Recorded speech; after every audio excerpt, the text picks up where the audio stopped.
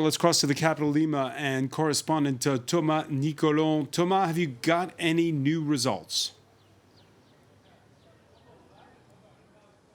Votes are still being counted by the Electoral Commission in Peru. A little over 97% of the votes, as you said, have been counted now. Pedro Castillo, the socialist candidate, is building his lead. He's maintaining his lead over Keiko Fujimori, but the margin is still extremely thin, less than 0.5%, which means that even though over 97% of the votes have been counted, things could still go either way in the next few hours and in the next couple of days.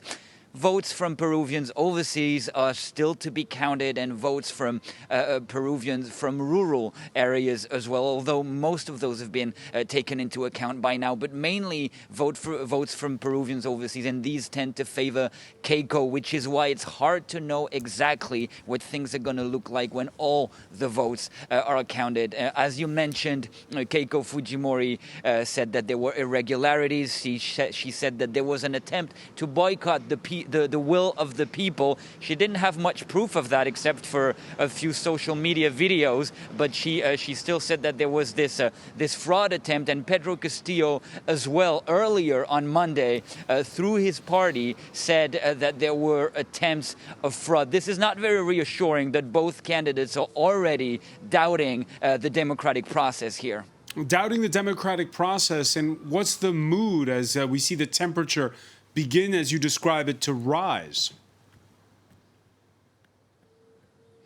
The temperature is definitely rising, and I'm going to tell you, not only here in Peru, where supporters from both sides are anxiously waiting for the results, but, you know, both candidates, they have been saying in the past few hours that they will respect democracy and the will of the people, but it's easy to say now after having said very violent things during the campaign. You know, supporters from each side are not going to forget about this violent campaign just because the candidates now say that they will respect democracy. But there is another worry. It's from foreign investors. Pedro Castillo is ahead, and he wants to take up to 70% of profits from mining firms, and that has foreign investors worried. The sol is going down, the Peruvian sol.